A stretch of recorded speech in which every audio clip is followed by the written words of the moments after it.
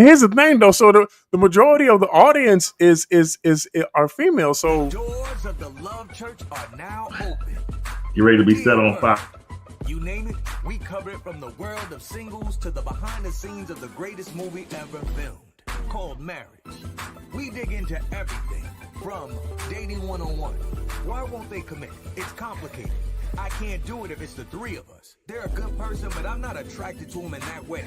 2, they really didn't disclose who they were before I said I do. How do I do this if they can't keep a job? The bills are paid, but the bedroom is suffering. Did I marry you or did I marry your family? Because we only can take care of us.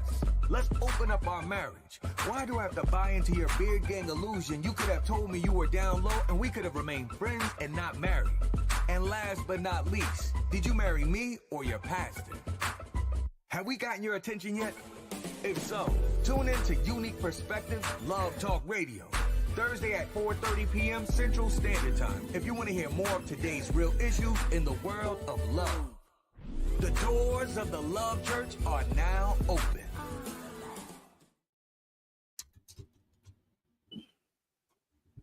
Greetings, everyone, and welcome to Unique Perspectives Love Talk Radio. I'm your host, Mr. Charles Dixon, and I'm here with my co-host, Mr. Adam Ford. How are you, sir? what's up, fam, on a Thursday afternoon? How y'all doing? I'm doing okay. Doing okay today. Doing okay. We good. You know, Somebody's health is better. Oh, absolutely. Yeah, we good. We good. We holding it down a little bit better. You know what I'm saying? Getting back into a regular routine. Getting back to working out in the morning time, working out in the evening time, holding it down, keeping it straight. You know what I'm saying? If you get older, you got to keep it tight. You know what I'm saying? So you got to keep it tight and right up in here. You know what I'm saying, bro? Yeah. All right. So all is well on my end. You know, it's just been a little cold, but not cold. Look, you know how you move somewhere and what they call cold, they end up getting you mixed up into thinking it's cold when really you from a climate that when it's cold, it's cold. Right. Their cold is not cold. Yeah. Right. But anyway. Right. Yeah. But anyway, so yeah, man. So today is a topic. People might as well sit on the couch. Just sit on the couches and cross your leg and act like you're in a therapist's office. Because this is one of those. Oh my God. We are going to get therapy today. But anyway. Oh my God. All right. So today, we're gonna be talking about it. Let me get this together. Hold on here. Let's maybe get this right here. Hold on. Yeah. We're gonna be talking about the disruption of infidelity. I repeat, the disruption of infidelity. Now, there's a second part. Should I stay? Or should I go? Oh, man. So this is a pretty sensitive topic, Adam, because I'm going to do my best to lend all of the information I can. You know, seeing as though, you know, I can be honest. I have definitely been a villain, if you will, in this space, you know? And I've definitely been a victim, probably not as much as a villain, but understand what it's like. And what I will say, people can argue with me if you like, but it really takes you getting to a place where you can see yourself, not only see yourself, but see the negative effect you're having on those you claim to love. Right?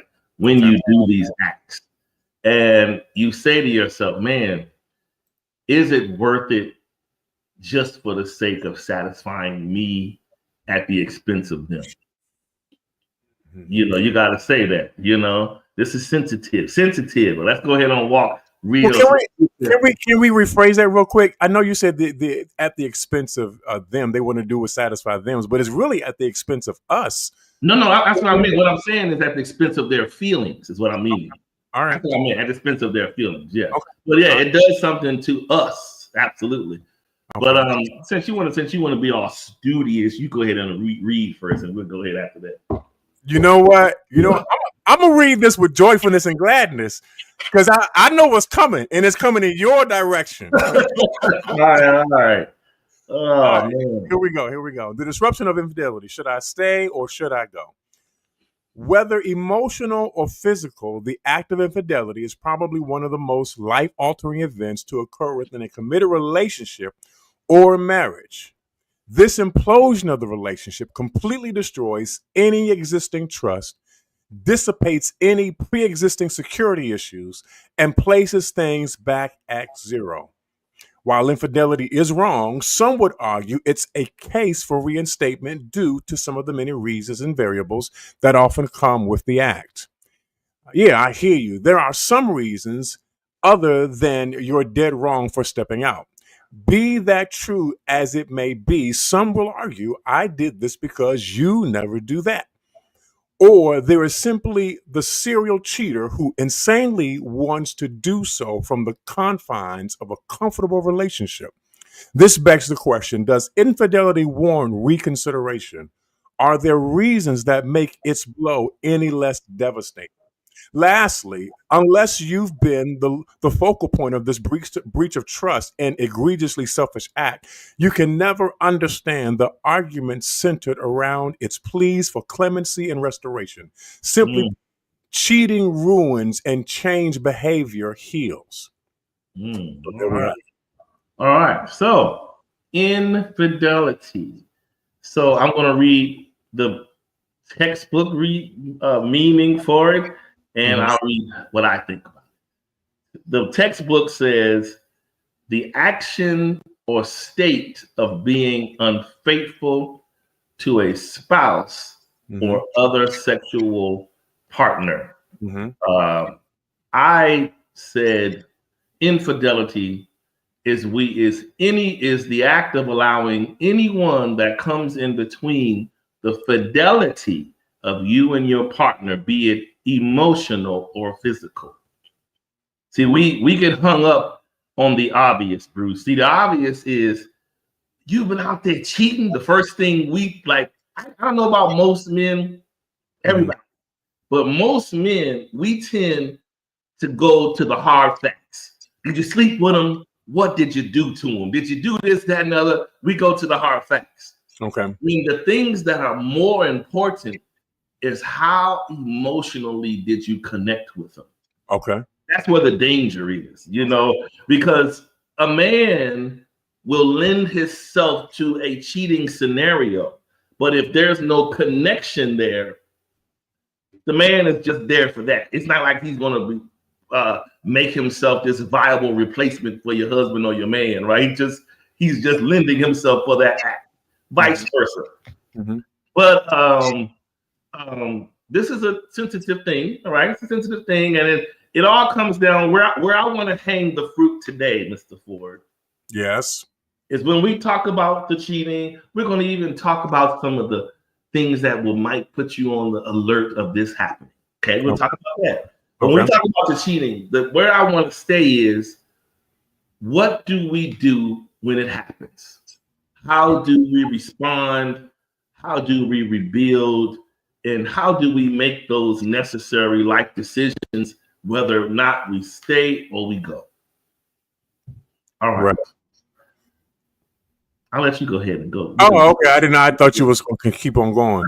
Um, so yeah. So infidelity is it happens unfortunately to relationships. Um, Maybe you were a part of one, and it just had a devastating effect on you, and that makes a lot of sense because we're talking about the betrayal of trust, the upheaval of commitment. We're talking about the erosion of feeling like your person is your person and they are committed to the relationship as much as you are. And so when you disrupt that by being unfaithful to the person that you said that you would be faithful and committed to, it's completely devastating. You know what I'm saying? Mhm. And it's hard. And I know a lot of people in the comments, and we really want to hear from you in the comments, would agree that a lot of people would not necessarily allow that person to come back into their lives. Now, that's not to say that there aren't situations where infidelity it happened and they were able to somehow repair the damage that had been done, but those cases are far and few between. Those are very, I don't want to say that they're rare, but it's more that the persons or people where the infidelity has taken place would go their separate ways, because the person on whom the infidelity has been committed, uh, that's such a damaging thing to happen to them that they can't see the person who they used to be with and not see the infidelity. You see what I'm saying? It's almost as if the infidelity has become personified in that person. And so to see that person, they see the unfaithful act that has been committed. I think it's important, even on the outset of this conversation, that we also that we're, and this is something I always say, that we check ourselves, that we make sure that within the parameters of our relationship that we are doing all that we know how to do, to make sure that the relationship is secure, that the lines of communication between you and your partner are open, that we're having discussions. And we've talked about this before. That we're having those difficult conversations, whereas something within the relationship may or may not be pleasing us. If we're feeling comfortable within the relationship, something that's happening in the relationship that's making us feel a certain way, that we're having those types of conversations in an attempt to preemptively keep those things from happening. I think often, a lot of times, and I've said this previously, is the fact that some of the things that happen in our relationship are as a result of us not really participating in the relationship. We've put the relationship on autopilot, and now the relationship is just flying itself, but we're not really participating in it. I think one of the things that we need to do on a regular basis is to make sure that we're actually engaged in the relationship. You know what I'm saying? That we're actually in it. We're actually talking. We're actually dealing with whatever the issues are, and that we're handling them in a way that brings about a resolution and a solution to the relationship. So when we're dealing with infidelity, it's this. Like I said at the beginning, this is going to be tricky, bro. Because here's the thing, though, Charles. And this is what I was thinking about. The reality is that even with us talking about this, I really feel like there are a lot of people that are going to be listening, a lot of people that are going to be in the comments that may be triggered by this because it happened to them. To them, absolutely. It happened to them. Or they've done it to someone else. Or they've done it to someone else, and again, they get triggered by this. And so I believe that it's going to be critically imperative for us in this conversation that we definitely outline healthy ways to deal with this. I'm going to even say at the beginning, we'll probably continue to repeat this throughout this conversation, that if this has happened to you, you need to seek some help. You need to talk to somebody who can help you process all of the things that happen so that you don't continue to relive and rehearse this event that happened in your life over and over again. Ladies and gentlemen, as this is a very traumatizing event, and it does qualify for an event that can give you PTSD. We need to have a conversation about this so that we can get help, so that we can get healed, so that we can be made whole from what has happened to us in our past. And so, this infidelity thing, we got to talk about it. We got to have this conversation. Yeah. So, okay, let's build this on out. All right. So from the onset, as grown people, we can't really realistically expect to babysit a grown person all day, every day, to see everything they do, everything they don't do, who they talk to, who they sneak off to see, right? So It's going to take trust. And what I have learned is I don't care how preventative you try to be. And I've noticed a lot of times at the fallout of infidelity, one of the first things people go to is, didn't I do this? And didn't I do enough of that? Why did you have to go and do that? Whether it's the man or the woman, right? You're saying, I did these for you. The guy's saying, I took care of you. I did all these things. But And I think the number one thing to understand when it comes to infidelity is almost more times than not, people stray because they want to, not because of a deficiency. Okay. They simply because it's an opportunity. It's reminiscent of their single life before they were married or committed. They're used to being carnivorous. They want what they want. Some people are like, you ever notice how some people, you go to restaurants and they'll be like, oh my God, why did you bring me here? I told you I'm watching my points. But if we put this in real time, why did you bring me to this bar? All these nice looking people in here. Okay. This is a struggle for me. Like, you know what I'm saying? And so you got to know your environment. You got to know your things that bother you. I'll tell you what I have grown to be watchful of. I don't want to say watchful, but what I make a practice of. One thing I know is if you're in a relationship, the thing that can give you the most confidence is having a person that believes in the relationship. Yeah. Wherever you all are going, whatever things are, that belief is so key. And when I say belief, but disbelief, because when disbelief happens, then the next step is disprove. And when people disprove, after that, they convince themselves to do the act.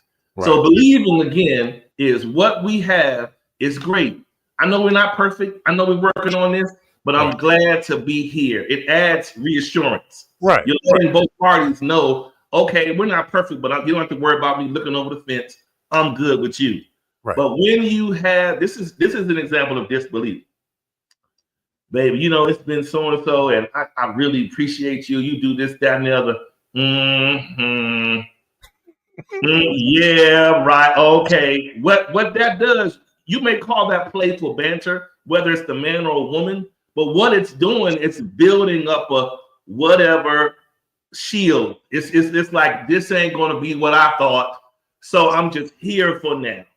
Now that puts me in the mindset of being opportunistic. If I'm here without a purpose, then I'm just waiting for the next bus, basically. Okay. So we start to, so you ever think about when relationships blossom and when they start, your partner is your greatest promoter. Oh my God. Adam do that. He don't let me do nothing. He do. I'm telling y'all, you got to get to know him, talk to him, because he's amazing. He does this, this, and this. But when the cheating starts, I told you. I mean, I always told you I didn't sign up for this anyway. Wow. But what I'm saying is, I mean, listen, I told him he don't listen to me. So guess what? If you're not going to listen to me, then I just got to do me. So the disproving happens. Wow. And when the disproving happens, then here comes, we go everywhere in this world. So there's always people. There's always somebody attractive. And all it takes is a little bit of mingle, flirt. And now the disbelief has happened. The disproving has happened. The X campaign, you're already campaigning your family and friends circle against your person. So now I can start my secret connection. Now I'm going out here, I'm meeting these people, I'm connecting, I'm doing what I do in the dirt and in the dark. And the reason people cheat in the dirt and the dark, because they are lobbying for the connection. They're lobbying to see if there is a connection worth cutting the umbilical cord with you for. Okay. They want to see, like, we all grown and know that just rolling in the bed alone is not going to do it, right? And I need to have some more standardized things here to make me feel like if I'm not with my partner no more, I can live a life with you, not just in the bed, right? So we start off but here's the unfortunate part. Cheating affairs start in the bed. Right? That's how they start. They start with somebody in your ear. You know you ain't got to take that, right?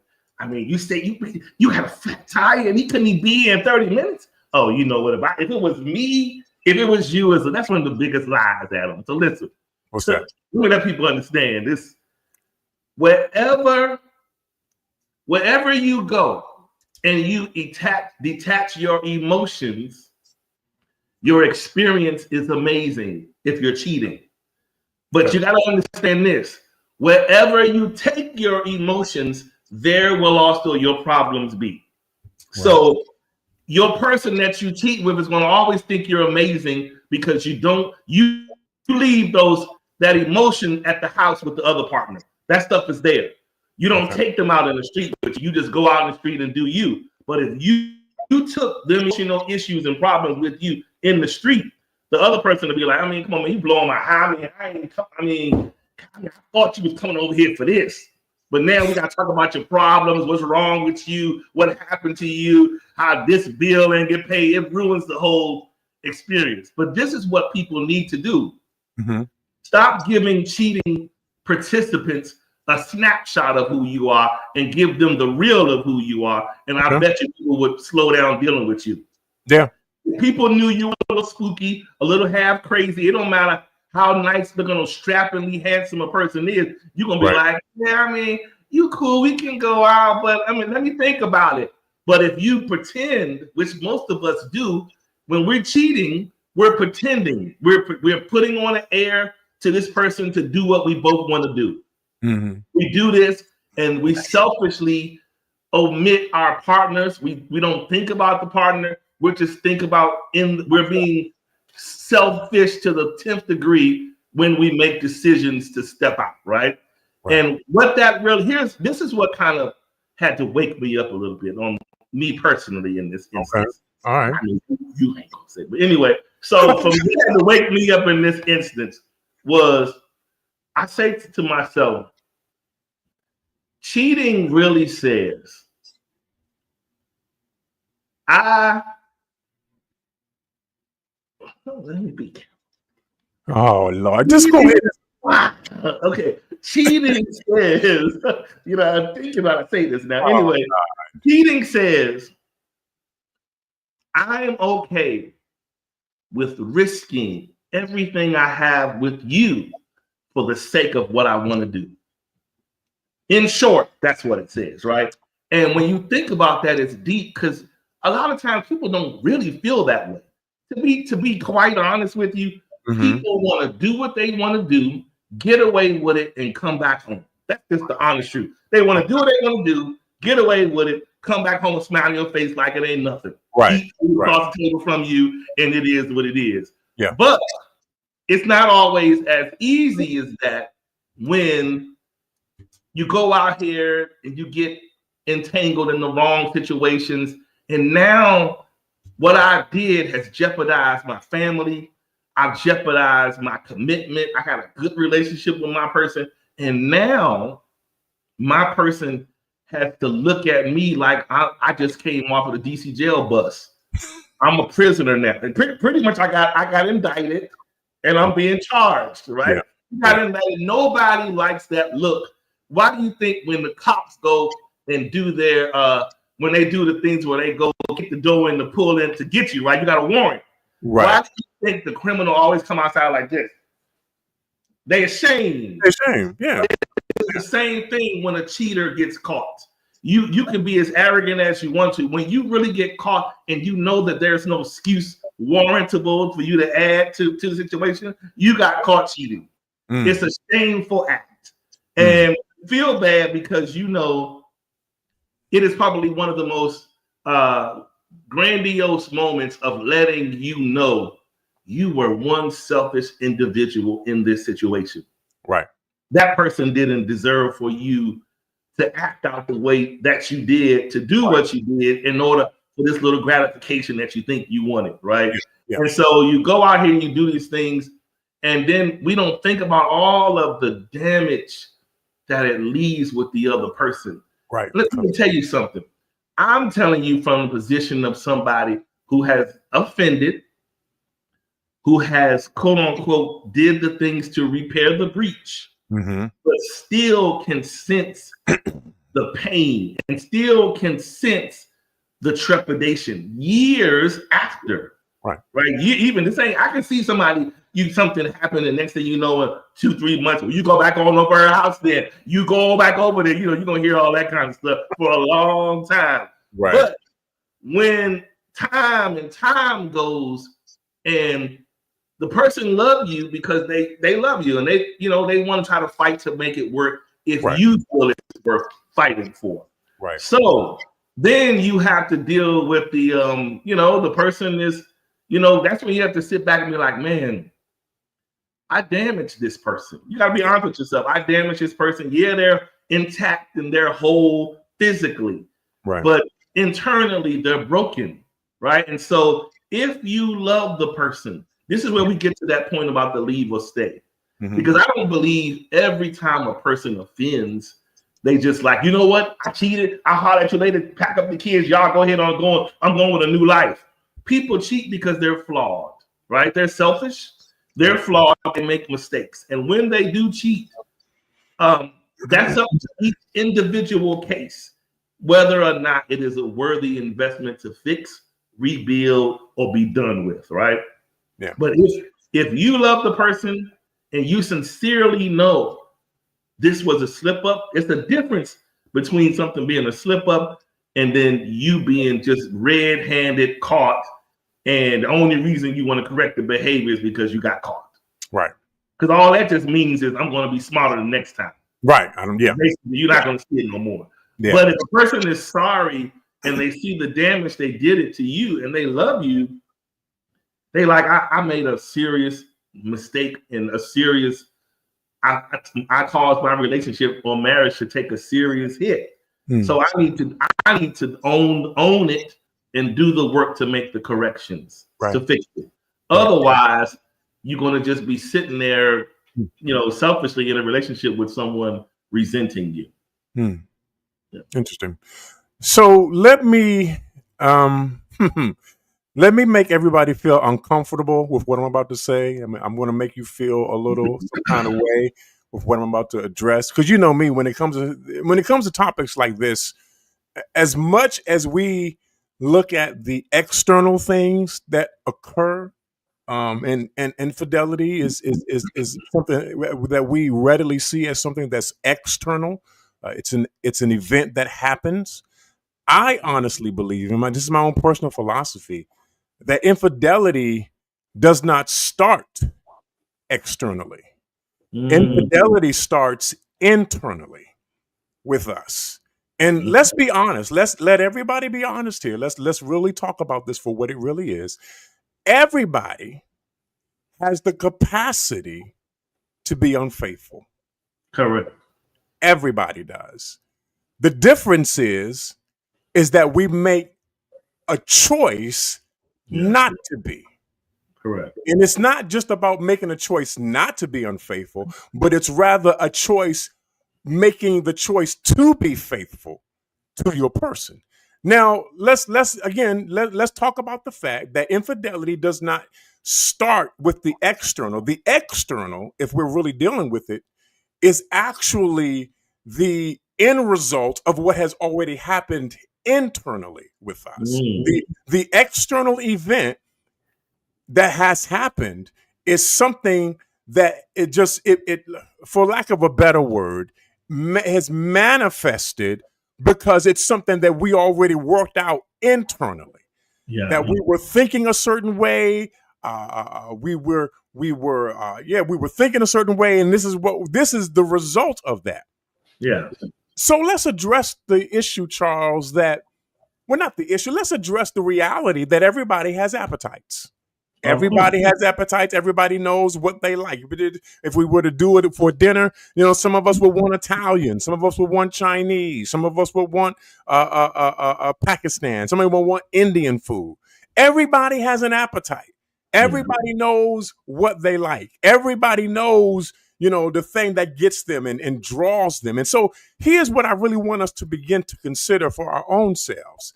And that is the fact that when infidelity happens, again, we've already established the fact that the outside act is as a result of the attitude of my mind on the inside, which is based on my appetite in terms of what is drawing me away. So in all reality, Charles, the infidelity is less about the person that I'm with, who I said I would be faithful to, and more about me being in control of me. Yeah. Me being able to control my appetite as Yeah. to what I will and will not do.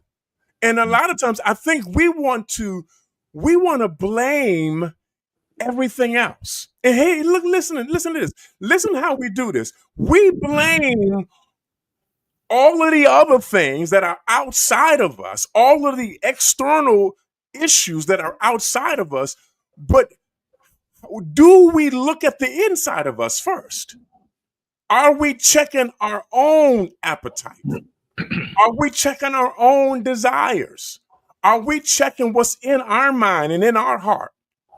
I really do believe that part of this infidelity issue is the fact that within the relationship itself, some of us have become distracted.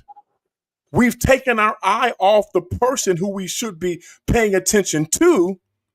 And now, because of the fact that we're distracted, we're drawn away by what we see on the corner. Now, the reality is that we got to go to that corner every day. And at some point in time, we made a decision not to do what the corner wanted us to do. If you get what I'm saying, we decided that we weren't going to allow that young lady that was looking at us the way that she was looking at us to have access to us. But this particular day, we decided, because of my appetite, because of the way that I'm feeling and thinking on the inside, I'm going to allow her to have access to me.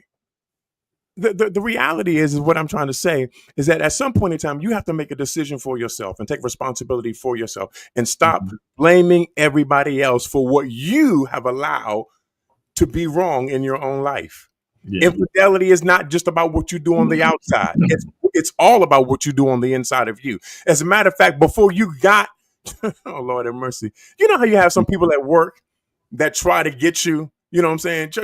Charles, remember way back in the day when we were working Lord have mercy. Every day, Charles, every day without fail. Every day without fail, Charles, right? Right? Am I lying? For sure. Every day she would try. And every day the answer was what? No. Right. Not the kid. No. No. Every day you have to make that decision that I'm not going to do that. This ain't got nothing to do with with my commitment to somebody else as much as it has to do with me. And the reality that I can be, I can have integrity about myself so much to the point where I say, no, we're not doing that. But a lot of us in nowadays, we don't like to say no to ourselves. Y'all don't like this. I know you don't like this. And I told you was going to be uncomfortable with this. And it's okay. It's okay. We don't like to say no to ourselves. Yeah. Because we live in a society where it's all about pleasing you, all about making you feel good, all about making you happy. But at some point in time, Bruce, we got to be men. We got to be full-grown women, and we need to be able to say no to the appetite that's going to mess you up later down the road. Yeah. Yes, you made a commitment. Yes, you made a vow. You absolutely did. But you are the one that has to make the decision not to do what you think you want to do. So here's the thing, Adam. Yeah. We can so Bruce brought up a key point, and it may be all in, we joke, but it's a real thing. What he said really happens in real life in these marriages and relationships. Yeah. And he said, let me put it, he says, what if you really love your mate, but you just freaky? Listen. We all got stuff. Yeah. Every last one of us. And this is why I want us to be honest, and I want us to be adult about this conversation. Yeah, all of us got some freaky stuff that's about us. Yeah, we do. But here's the thing, though, Bruce. I am not going to allow freaky Adam to control the whole of Adam. Because freaky Adam is only an aspect of Adam. Freaky Adam is not the whole Adam.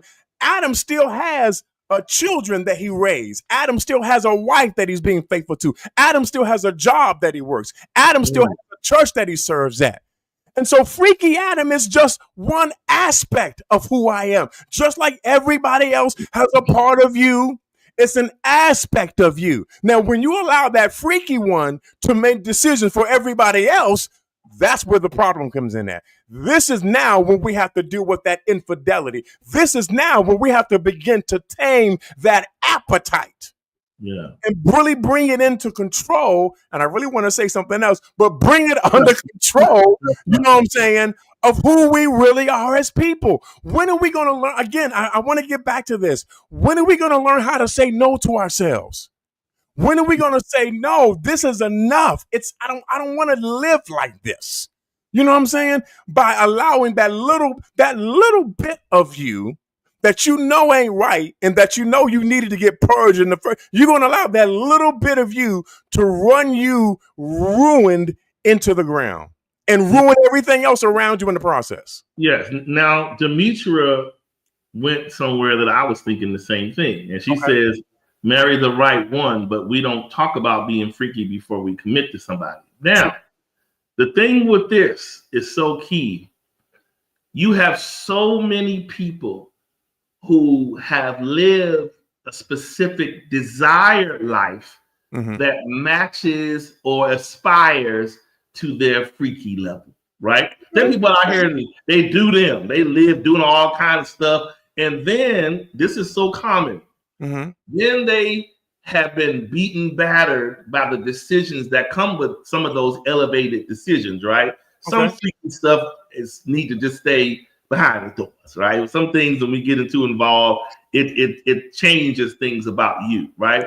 So I'm saying that to say a lot of people have been freaky, done all these things, did everything but a child of God.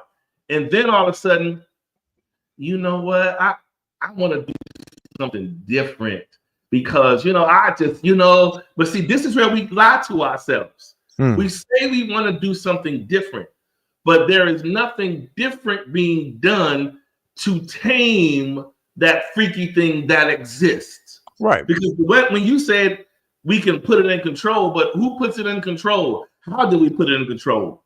Are we putting it in? Well, I'm making an answer. Everybody's not praying. Everybody's not fasting. Everybody's not putting it in subjection. So when that thing is there, we fool ourselves into thinking it's in the back of our mind. Right. And the first tempting thing that comes in our face, oh my God, the things I would do. You understand what I'm saying? And so my point is, people have to be honest beforehand. If you know you have an insatiable appetite, if you know you're difficult to satisfy, you need to be honest with yourself and somebody that works with your life. Right. Don't just go out here and pick somebody and think because you get married or because this and this, you become a wife or a husband that this is going to change your appetite, because it's not. Right. That appetite what it will do is then make you find, this is how you find, those marriages where people are married and they become good at pretending the happy face. But behind the scenes, they're so repressed because they're not able to express themselves the way they really want to intimately with the person that they chose, right? This is why you gotta be honest up front and have those conversations. Listen, marriage is marriage. Whether you're in church or out, it's an entity. So you got to have that ugly conversation before you enter the entity to say, look, this ain't the time to be like, oh, don't you talk about the devil is a lie. No, he's the truth, and we ain't talking about this. Right. We need to talk about this whole picture. And because it's less about being freaky, and it's more about, I need to totally understand your sexual expectations. Right. I don't got time for surprises down the block. Yeah. I need you to tell me up front what's really happening. What are you open to? Because guess what? You would be surprised some of the honesty you hear from your partner. People will tell you things and you'll be like, well, how are you even thinking something like that? Why were you considering that?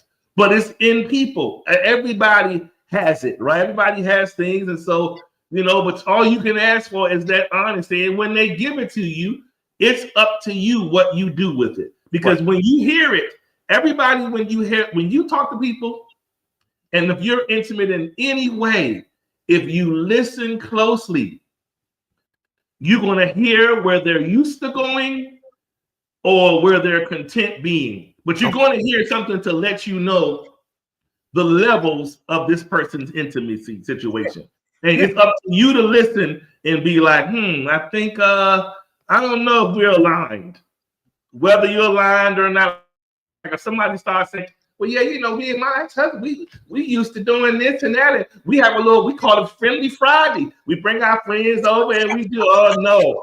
If you hear that, already know, unless that person has changed their stripes in life, you know what you're signing up for. You're like, yeah, this isn't going to work, right? Yeah. But you got to be honest, and I think that's half the battle to a lot of this infidelity, because a lot of people, I've heard many stories from this person doesn't satisfy me because of size. Oh, I didn't know that he didn't do the other part of oral, or she or he, and people will leave because of dissatisfaction. Right. So you got to have those conversations to be able to say, okay, where we at? We grown. Let's just go ahead and do the dozens conversation and let's get it over with. Yeah. Right? You can know where we're going to go from there, rather than playing this, this going to get married. And you get married and discover that person does not align with you. Right. You know what I'm saying? So yeah. Yeah, I mean, but you know what? I want to deal with this particular aspect of it. I'm going to get back to the main topic real quick. And I think what has happened too, when it comes to having these type of conversations, because a lot of us have been in communities and places, and particularly churches, where these type of conversation for a long time were considered taboo. Yeah. These are not the conversations that were, quote unquote, authorized for us to be able to have. But as we have grown up, as we've moved forward, as we've become a little more progressive, that we now understand that in order for us to have, listen to me real good, in order for us to have healthy, whole relationships, we have to have these conversations. We have to talk about these things. Yeah. And we need to be able to talk about these things from a place where we can be transparent with one another as to who I am and what I'm bringing to the relationship. And we really have to begin to break down these walls, these partitions, if you will, that are keeping certain things divided. Within the scope of our relationship, we have to have these conversations. Even we have to talk about these things. And here's the thing. Here's the thing. This is not a one-time conversation, ladies and gentlemen. This is an ongoing, progressive conversation that we ought to be having as often as we need to have it. Just because you told me that you like a certain thing a certain way 10 years ago doesn't mean that you continue to like that certain thing a certain way today. So at some point in time, we have to be updated as to who we are today, not who we were yesterday. Okay. Now, here's the other thing I want to kind of bring into this, because I know we're kind of focused in on the sexual side of it, or the physical side of it. But I think we really need to begin to talk about the emotional side of infidelity as well. Because again, it's not happening in a vacuum. It's happening in us, where we feel as though we need to find somebody else to satisfy whatever emotional deficiency that we're having. But the problem with that is, if I'm in a relationship with somebody, I should not have to look outside of that relationship to seek and to find that emotional thing that satisfies me. Why are we not talking to the people that we need to be talking to that are with us in the relationship? I'm gonna tell you why. And this we've talked about this before, and we're going to continue to talk about this again. Do not make your partner feel like they can't talk to you. Yeah. And I think this is the number one reason why people do what they do, because they feel like you're not going to hear them. You're not going to listen to them. You're going to actually ignore them and neglect them. But if we're in this relationship together, if we're working this thing out together, if we're actually going to make a goal of this relationship as two partners, then we have to have a place and a space where we can talk about how we really feel, not how you want me to feel, but how I really feel. And I think a lot of times we're only saying the thing that we think our partner wants to hear. Yeah. And we're doing ourselves a disservice and we're doing them a disservice because we're not being honest as to how we really feel. Mm-hmm. And so when that person comes along who hears about our grievances, about the relationship that we're in, they see that there's a weak spot in us that they can take advantage of. And so we have to be careful. We shouldn't be talking about anybody else. We should not be talking to anybody else about our relationship except the people that are in our relationship. Don't bring nobody else in here. Yeah. Don't invite anybody. Now, listen, I'm not saying don't seek counsel. I'm not saying don't get some wise advice. But what I am saying is you don't air your grievances with somebody else when you haven't even talked to the person who you have the grievance with. Yeah. Come on here, somebody. Wow. All I'm saying is you need we need to have a conversation about all of this stuff between the two of us. This is why I said at the beginning, stop pushing the autopilot button in your relationship. You have disengaged in your relationship. This is the reason why you're not talking. This is the reason why you're not listening, because you're disengaged. Now we need to get re-engaged. I'm not talking about the ring. I'm talking about us communicating with one another about what's really happening with us. Why are we not saying what we need to say? Why are we not saying it? Why are we sitting there with shut mouth? We just sitting there closed. We're not saying nothing. I can't read your mind. I don't know what you're thinking. Say it.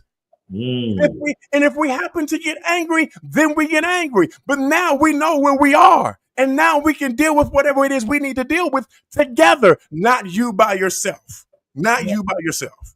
Wow. Okay? Because you doing it by yourself is going to have you out the door, down the street with LaQuanda and them. And that's going to be a problem. For sure. Man, somebody said a mouthful.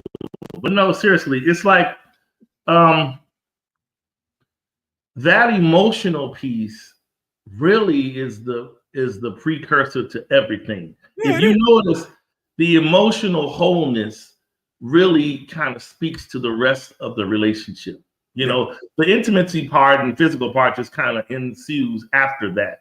Yeah. But you gotta have that emotional part intact. And that, in short, the emotional part is just really both of us feeling safe and secure with one another. So let me add something. Let me just add something to what you just said. And you were talking about the intimacy part. I really want us in 2025 to really begin to think about intimacy outside of sexuality. Yeah. Sure. Because we've made intimacy synonymous with sexuality. Yeah. They are not the same thing, y'all. I know we have said it. We've seen it. That's how we define it. But intimacy has to do with you actually seeing me for who I really am, which means I'm inviting you into my heart. Yeah, I'm inviting you into my soul so you can see me. This has nothing to do with sex. Now, the culmination of this but intimacy is you being able to see me for who I really am. And here's the thing, though, Charles. I'm trusting you with this information about who I really am. Nobody else knows about this. Wow. Nobody else knows about this. Intimacy is me trusting you enough with who I really am as a person. You see my emotions. You see my thoughts. You understand my heart. You're seeing me for who I really am. I'm trusting you with this. And so when it comes to the whole sexuality thing, again, that's the last step. But intimacy is you coming into my space. I'm coming into your space, and I see you for who you are. And I accept you for who you are. You see what I'm saying? Yeah. That's the important part, is being accepted. Absolutely. A lot of times people think about this. One of the greatest disruptions of love is when people beg to see but don't embrace what they see. Yes. Don't Yes. ask for my intimacy Right. if you don't want to see into me. You understand Yeah. what I'm saying? Yeah, A yeah, lot yeah. of people look and they scratch and claw for you to open up and let me see. Well, guess what? When I let you see, don't judge. Right. Because people don't never let you see if you judge, right? Let people, when people want to show you they're good, bad, and ugly, they want to do that because when you get over that emotional hump, everything else is easy. It's those parts of us, those jagged edges that we're uncomfortable allowing people to see. Yeah. And when people see them, they go through all the, I mean, like you said, we are in a dismissive judgment climate, and people will judge you in a heartbeat and just be like, oh, you know what? I'm not doing that. No, sir. Whatever it could be with somebody, right? Everybody's different, but people want to have that open scenario to feel like, look, if we're going to take this intimacy and emotional thing to the next level, let's be real with one another and let's be growing and understanding. Let's not be judgmental, and let's grow together with this, because a lot of times when we get past those points, the relationship can really move. It's just sometimes when relationship stalls, it's because one person or the other feels like, if I allow you into me to see, you're going to judge me. Right. And people don't like that. And so they would rather you stay on the outside the door than you come inside and mess up what they cleaned up. You know what I'm saying? Yeah, real talk. So real quick, and I'm not going to turn this into Sunday school, but I want to make a reference to something that happened. So we all know about Samson and Delilah. We understand that whole history, that account, in terms of Samson being a judge at the time. He was the one that was used by God to deliver Israel from being persecuted by the Philistines. Now, Delilah comes in, and she offers Samson a safe space. Now, I want you to understand, if you go to read this, you will see that Samson and Delilah never had a sexual relationship.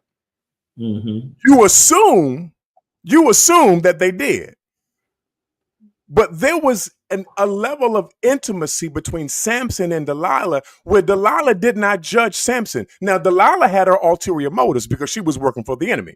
She wanted to find out what Samson's strength, the secret to his strength was. Yeah.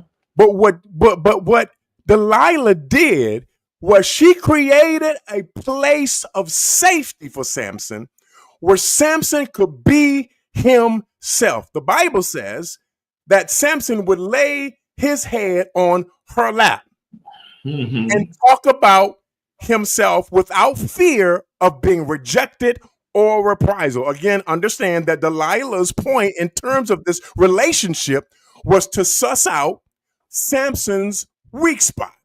Yeah. To find out where did he get his strength from.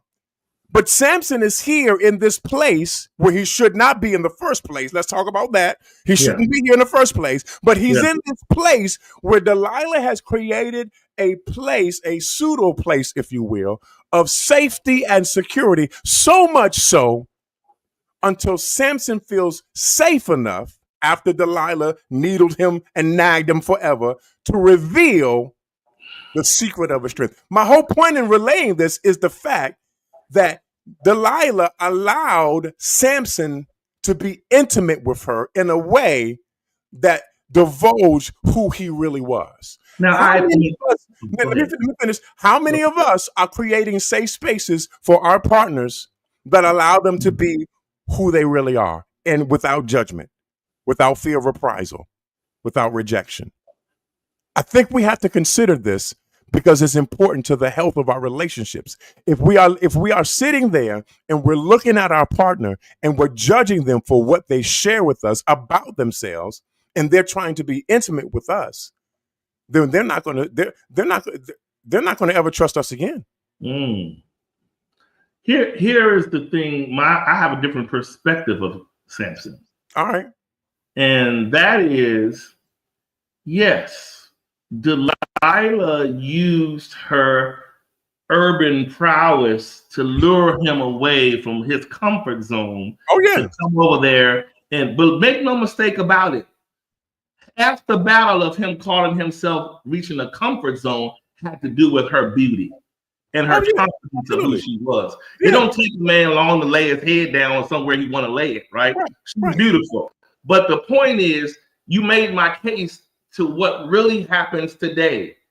What the problem with a lot of people emotionally, to where we're damaged and hurt and all this, is because there was a mirage of a safe space, Okay. but it Yeah. actually wasn't safe. But see, Samson didn't realize that until after the fact. But the point is, yeah, no, I'm not saying that. But the point I'm saying is, in this instance, Delilah, whether she made a safe mirage or not, it was a farce.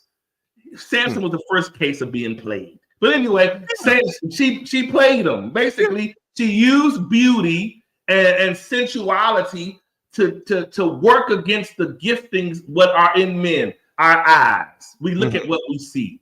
Mm-hmm. He knew it. She stroked his ego, laid on his head, played in his hair, and he went to sleep.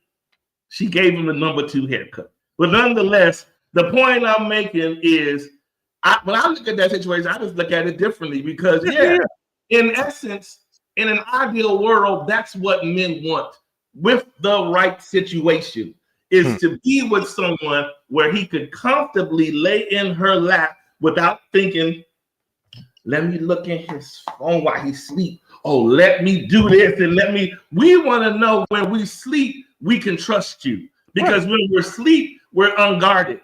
We are the most disarmed we are as men. So when we do this, let us do this in peace. So to me, Delilah could have had whatever story she wanted, because no matter how fine she was, how much I laid in her lap, it was a dishonest maneuver. And he paid the price with his life for it. So in today's world, yes, we want a safe place, but you better make sure that safe place is vetted before you deem it safe, because not all of them are. A lot of people come and say, oh, I would never do that to you. Yes, you would, given the right circumstances, given the right lack, given the right needs not being met. You will, like you said earlier, all of us have the potential. Yeah. It's whether or not we choose to do it. Another thing is, and I don't mean to keep dwelling on this. I'm not trying to dwell on the freaky thing, but I want to make a point. Freaky is not always freaky. Freaky is what you need to really tap into and pay attention to. Because some people's appearance of freaky and what they tell you is not freaky, it's hypersexuality.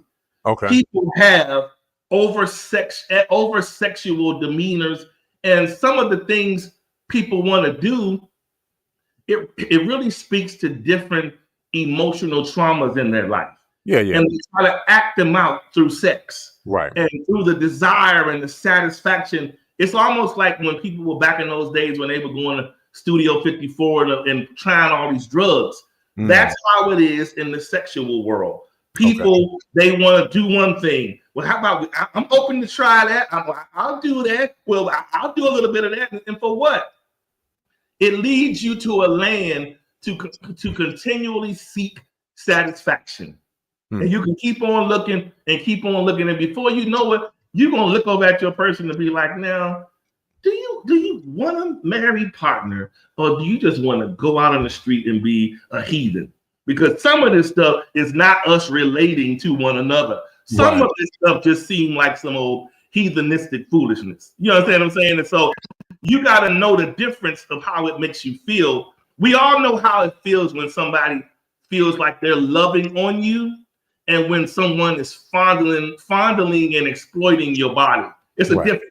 And you got to know, is this intimacy or is this some foolishness? And so the worst thing you want to do, and I say this to people all the time, is to marry someone who has a sexual problem. You better know what you're dealing with before you marry. When you marry someone with a sexual problem that has not been diagnosed, or they've had some kind of therapy attached to it, you're going to have a problem on your hand, because sooner enough, they're going to deal with you at an average level for a while. Then they're going to start asking you, so would you be open to doing this? Why we got to do that? There are no in the house. Right. Okay, there's no swings, no sliding board.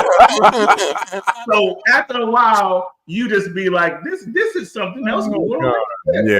You Yeah. have problems. Yeah. And when people be saying stuff like, well, and my friend was saying her and her they tried it with 3 or 4 people. Who wants to openly share their spouse? Yeah. I know people do it Yeah. and call it what you may. I just don't understand. If I gotta share my spouse, I'm going to stay single forever. I don't need to get married to share you. Right. You can be single and do everybody in Central Park. I don't have to worry about it. I ain't got to see it. That's your business. But I'm not going to get married to you for you to then open up and say, well, you now have these closet things. Well, you should have kept them in the closet. Now that they're out, the divorce attorney, because I'm not dealing with this foolishness. But anyway, you got to know what you're dealing with, because man, we a lot of us are marrying people that are predators, and you don't have the slightest. It's like the sex ain't enough, the rose ain't enough, masturbation ain't enough. It's always, I need to be satisfied. Like seriously. So we got to be honest with ourselves and be like, who am I marrying? Who am I with? Is this person at a level place? Like, are they level mentally? Are they, are they at a point where things can this person, can I reason with them intimately? Can we really connect? Is this a connection, or is this some perverse stuff? Is it pervert, or is it a connection? Because some of this stuff is not a connection. Some of it is perverse behavior from people who have had these hidden traumas in their lives as kids and young adults, and they have not dealt with them. And so their answer to it is in release. They find relief in the release. And sometimes those releases can get a little too much. So we got to really be honest with ourselves and keep it a buck, No, you're absolutely right about that. And so to kind of like echo what you just said in terms of some things are just too far. Yeah, that you're absolutely right. There are some things that just it's too far. You've gone too far. You've crossed a line you should have never crossed, and we all know what that line is for us. Yeah, we all know, and so here's the thing: don't allow anybody to do something to you that you do not want to do. And I'll even take it further. You know what's right, and you know what's wrong. Right. So let's act like we know what's right and we know what's wrong for a change. Yeah, that's true. So to address the other issue in terms of the hypersexuality, again, I want to continue to reiterate that a lot of these problems in situations that occur are as a result of things that are happening on the inside of us that we do not want to address, that we refuse to address. Because I don't believe, see, here's the thing.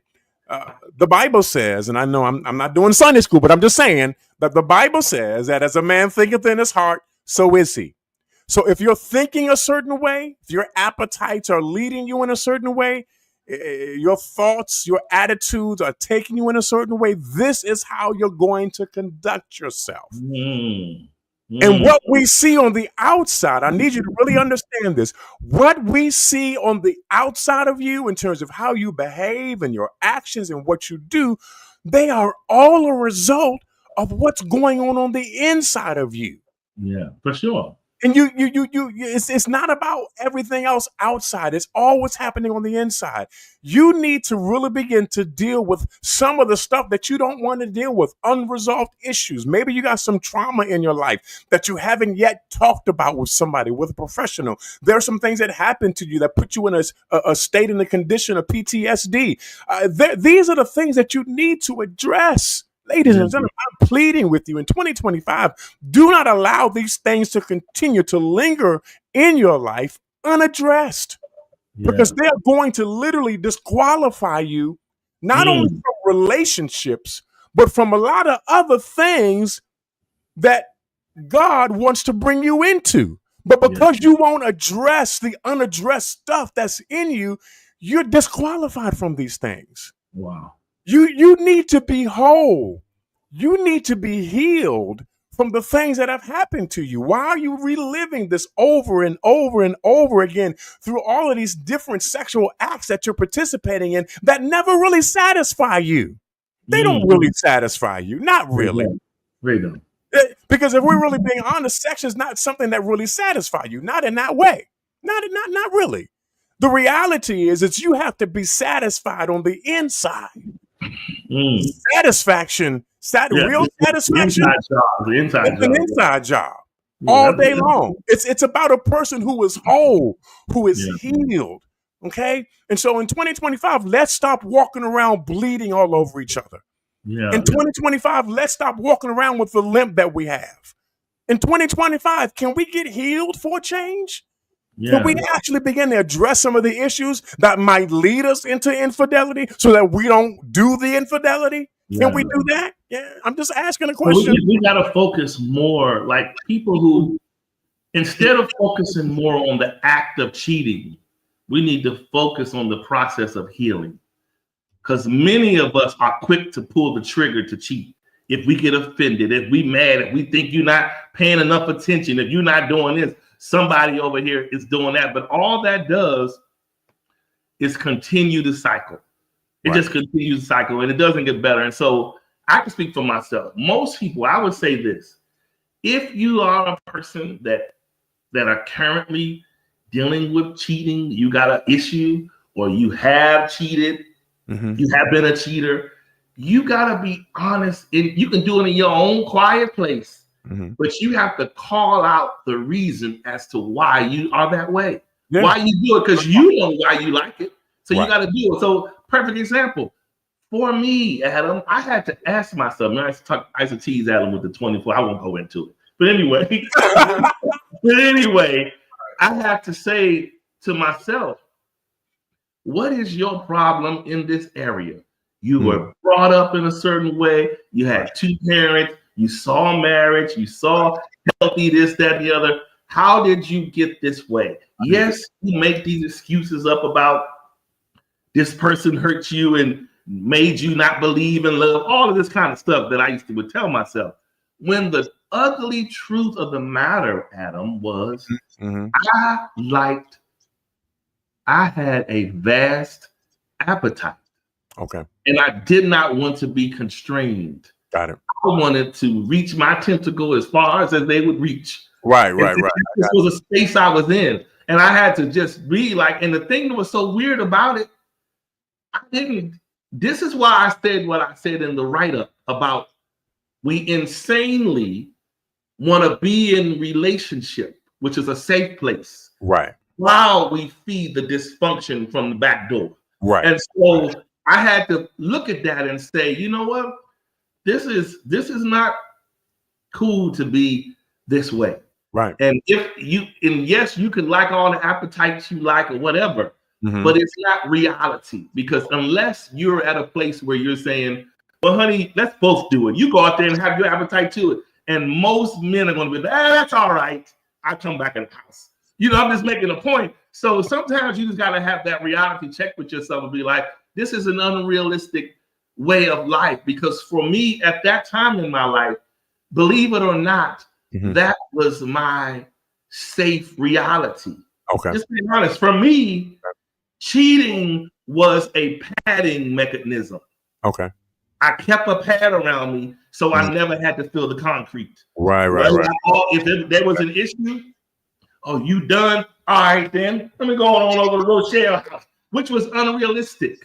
So it was insane, right? So in order to grow out of that, I had to unravel and re-scramble that mindset to be like, yeah, man, cheating is not solving anything. It's hurting who you say you love. Right. It's damaging your relationship, and believe it or not, it is hurting the cheater more than anything, because you're damaging yourself. Right. You're damaging your belief in the entity. You're damaging your trust in marriage. You're hurting everything about your life, and even it gets to the point where even even like my son, God rest his soul, my son Charlie. Yeah. Even sometimes when I was young, he was my son, but he was around me all the time, like Right. close. Right. So I knew he would see me sometimes. Oh, I'm going over here, and he thought it was the coolest thing riding in the car with me. Like I go across town first, all this kind of stuff like this. And Right. it really hit me one time Okay. when I was in Chicago, and I was in the house, and he was at my condo at the time. I remember hearing him in the room on the phone. He was talking to this girl, and I was working, and he was talking to some girl, and I guess I couldn't hear her conversation, but I heard him. And it sounded like she was saying, I just got off. I mean, I can come see you right now. And you know what my son said? Wow. And this woke me up to my influence. Okay. He said, oh, you missed your turn. I said, missed your turn. He told the girl she missed her turn to see him. Wow. So saying, well, I'm about to go do this now because you should have came there early when I told you. And I said, oh. So I had to be honest with myself and take responsibility and be like, you don't want to create that in your good son, right? You don't want to create that kind of mentality because it's selfish that you feel that it was okay to do it. So I had to get to a place of evolvement to say, look, yeah, sure, I can be honest and say, yeah, you can enjoy yourself in your little appetite season, Bruce, right? But the point is, at the end of the day, it does not make you feel good as a man. If anybody's honest, it's an empty, hollow existence because you think you're getting over, you think you're getting by, but you're not making the necessary holistic connections you need to make to really grow and have a beautiful relationship. Yeah. So it takes time and a lot of isolation. I had to do a lot of people didn't understand why I isolate the way I did it. I did it because I had to tear down that usual expectation of running and gunning. Yeah. So I had to kind of reverse the steps, right? And be like, if you can stop that, you got to isolate and detox that expectation. And so because it calls you and you be out here just so you have to get yourself together to be like, no, I can't live my life like that. So so that's what I had to do. So that's why I said call out your issue. We all know somebody needs to say, well, I'm just too freaky. Say it to the atmosphere, but I want to be free from it. Yeah, there you go. All of that. Yeah. So I'm gonna add this last piece, and I know we are over time, but I want to add this last piece because you bring up a really good point, especially when it comes to the act of infidelity and not being faithful, and that is collateral damage. I think a lot of times when we're doing what we're doing and we're doing it for us, we don't consider the ramifications of that single decision that we've made. We don't consider the collateral damage that is as a result of what we've done. And it's not until later that we begin to see the consequence or even the fruit of what we've sown, because we're doing what we do, and we're in the moment of what we're doing.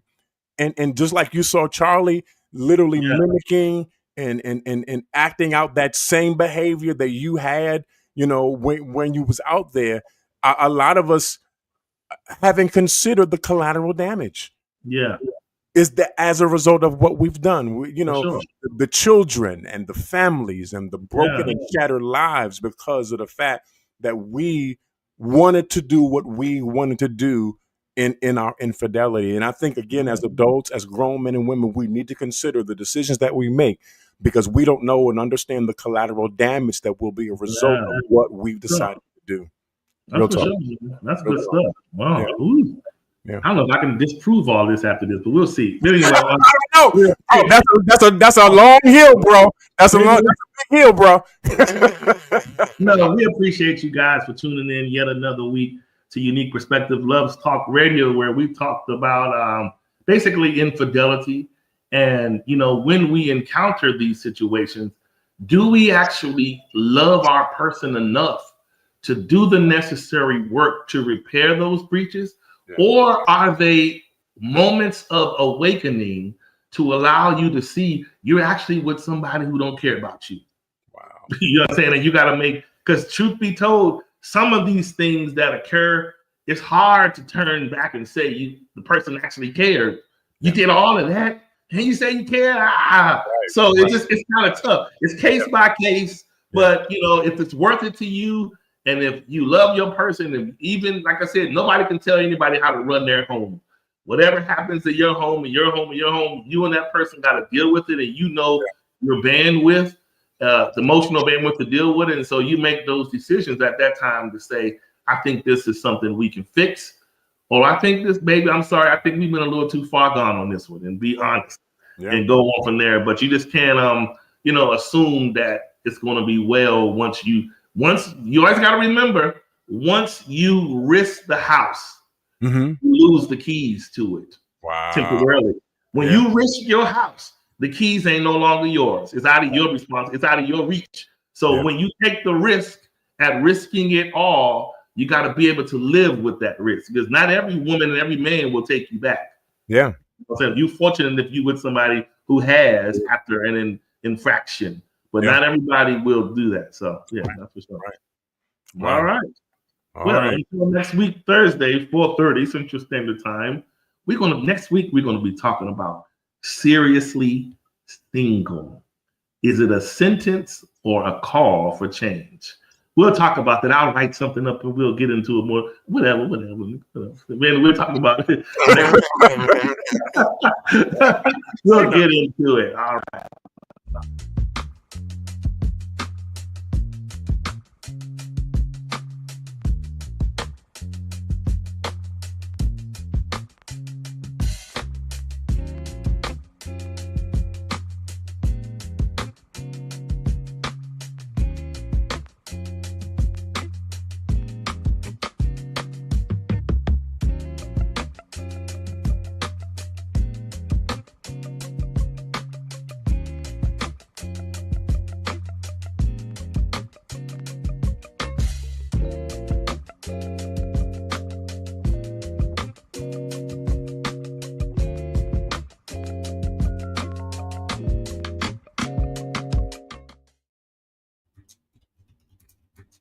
All right.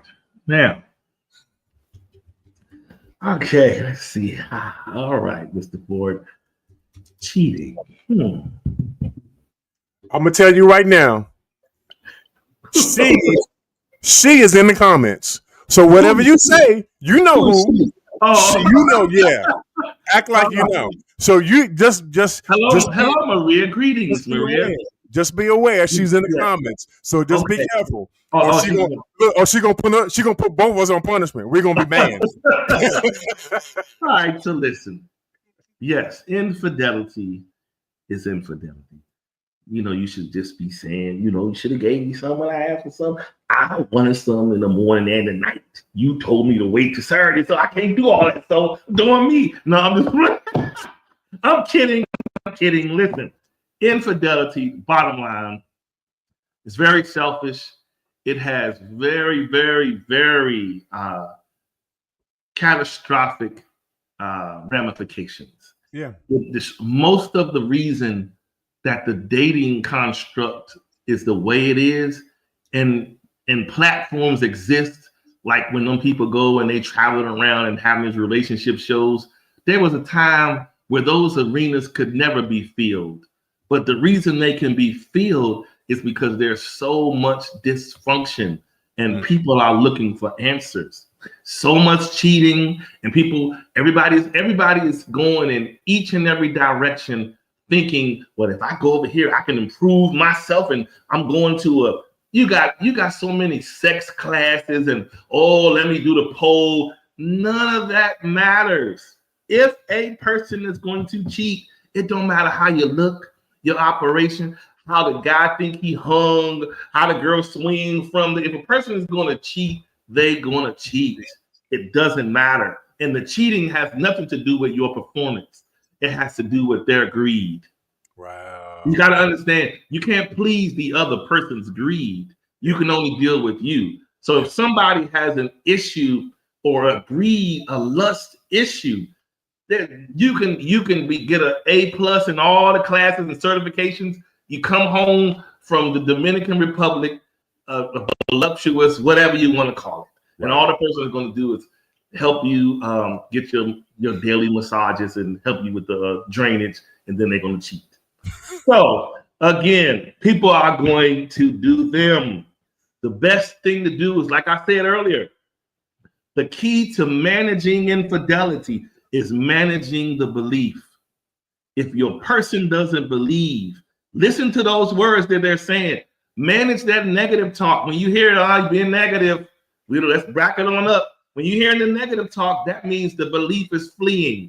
So you got to shore up the belief. If you shore up the belief, you at least have a chance to have communication about it. But once the disbelief and the disapproval process happen, the whole circle is now being communicated to excommunicate you. Then the cheating happens. So again, listen to those conversations in the house. When you hear people not wanting to talk about it, getting attitudes, getting quick attitudes, keep on saying, yeah, whatever, all that, whatever is one of the worst words. Whatever is horrible, because whatever means I don't care about this. And if you don't, why are we married? Right. So the point is, talk about them things, and like I said, keep that ear up, because like you said, disbelief gives you a warning. It's up to you to hear it. When you hear the relationship warning signs, cheating is on the rise. Let me pay attention. Don't go to sleep on nobody or take anybody for granted, because at any time, anybody can activate off of a need or greed. They don't have nothing to do with who you are. If people want to cheat, they're going to do it. But at least if you're listening for those warning signs, you know how to communicate and you know how to prepare yourself. Because the worst things can happen is to be hit off guard with the cheat. You know what I'm saying? You got them cheat news, it's a wrap. Right. So yeah. All right, buddy. Now I say something bad now? All right, okay. You already said something bad. What? I'm kidding. What are we doing? Oh my God. I'm kidding. We out, y'all. He's not kidding. Much love to y'all next week. All right. Definitely share the show. Share the show. Like the show, guys. Oh, yeah. Like and share. Please. Appreciate your support.